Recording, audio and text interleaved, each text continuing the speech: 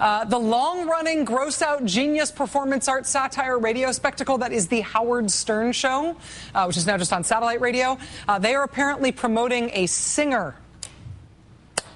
I don't know if it's just like somebody who Howard Stern enjoys or if this is a paid arrangement or something. But today, Republican presidential politics in America were briefly taken over by this. This is not what you think it is. Just calm down.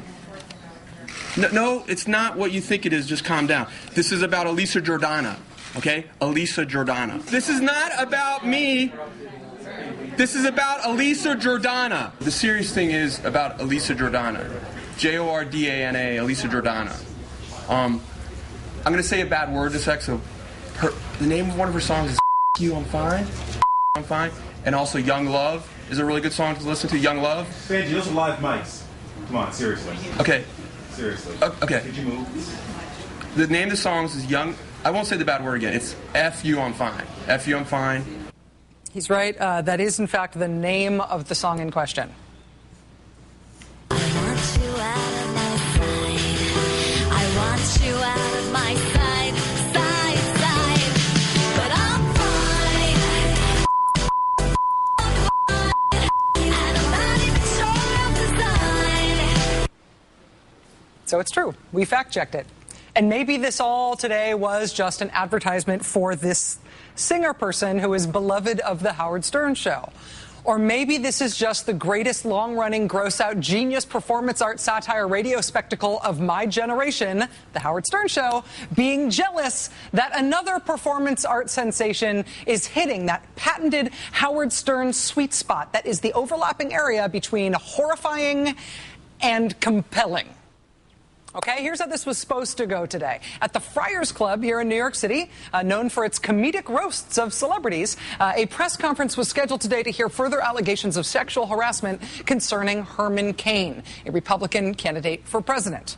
As members of the media, many members of the media gathered to hear from the new accuser and from her attorney, Gloria Allred, a Howard Stern sidekick who's named Benjy took over the proceedings. Just listen a second, all right? Maybe I'm the girl that was accused by Herman Cain, okay? You don't know that. You don't even know if for sure I'm a male, because I might not be. I'll say who I am. Who asked that? Who asked who I was? I'll ask you. My name's Benjy Bronk, B-R-O-N-K.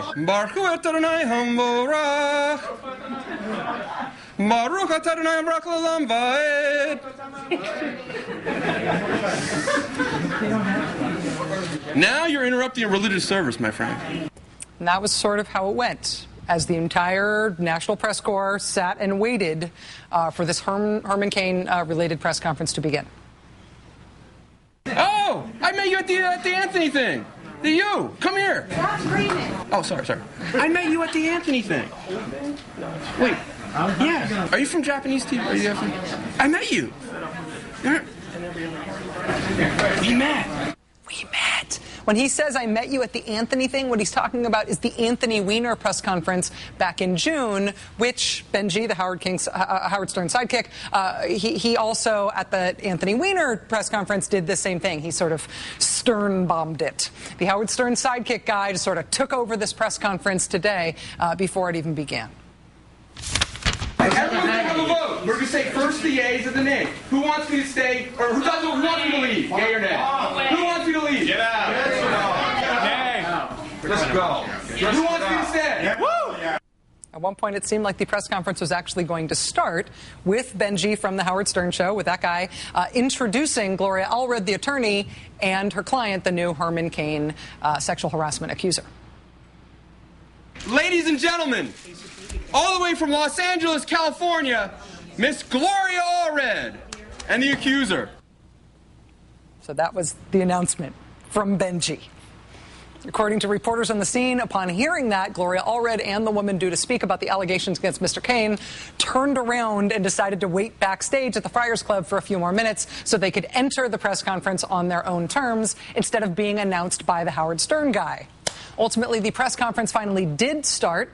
The accuser who came forward today was a woman who worked at the National Restaurant Association Educational Foundation in the mid-1990s. She said after losing her job at the NRA's foundation, she met Mr. Cain in Washington to ask him for help in getting rehired or for getting another job. She then alleged that Mr. Cain made an aggressive and unwanted sexual advance toward her.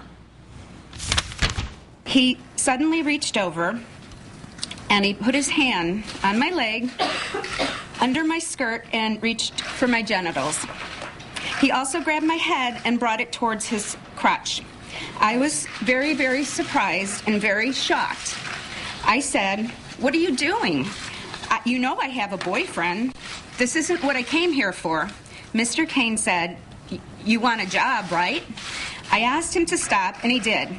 The Herman Cain campaign responded to this. Actually, they sort of pre-responded to this, putting out a statement during that press conference, which said that Mr. Cain has never harassed anyone. Quote, "All allegations of harassment against Mr. Cain are completely false." There are a number of these allegations now, depending on how you count. This was either the 6th woman or the 7th woman who alleges that she was harassed, or who was allegedly harassed, by Mr. Cain. The first 2 were women employed by the National Restaurant Association when Mr. Cain ran the association. Both of them, after complaining formally to the association, were separated from their jobs and given cash settlements of tens of thousands of dollars in exchange for agreeing to not speak about the incidents in the future. A conservative talk show host in Iowa has also come forward and said that he witnessed inappropriate behavior from Mr. Cain toward 2 female members of his radio show staff in Iowa. A longtime Republican pollster who now does work for Rick Perry has described witnessing very inappropriate behavior from Mr. Cain toward a woman in a restaurant in the Washington, D.C. area in the late 90s. What's unclear in the counting of the total number of women here is whether that, the woman seen being mistreated at the restaurant, whether that is the same woman who is also described by the Associated Press as a former National Restaurant Association employee.